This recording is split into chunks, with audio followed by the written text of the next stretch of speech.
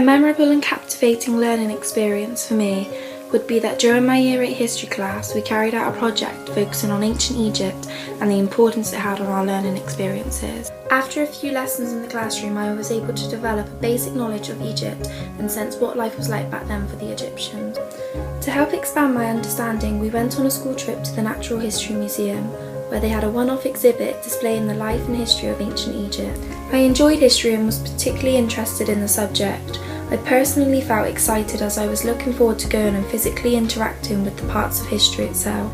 From using real-life bodies, digital surround sound, moving displays, artifacts and interactive activities, I was able to move around the expedition, captivating further knowledge from the environment and gaining a powerful and empathetic understanding of what it would have been like to live in ancient Egypt. At the exhibit about previous reigning pharaohs, the guide gave me a headset.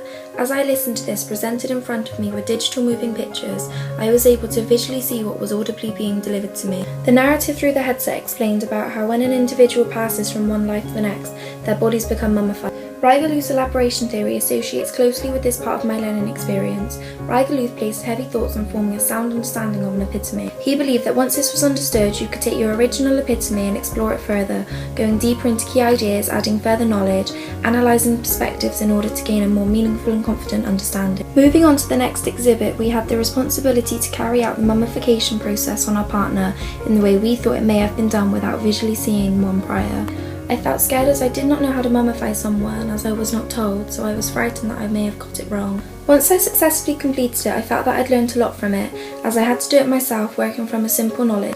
This meant that my imagination did the thinking, as did my initiative, leading me to discover for myself in a way I had not before. Jerome Bruner is relevant to this experience as he states that students should not be presented with subject matter in its final form, but to organise it themselves, requiring them to discover for themselves relationships that exist among items of information. Therefore, there is a distinguished link between Bruner's theory of discovery learning and this learning exercise I undertook.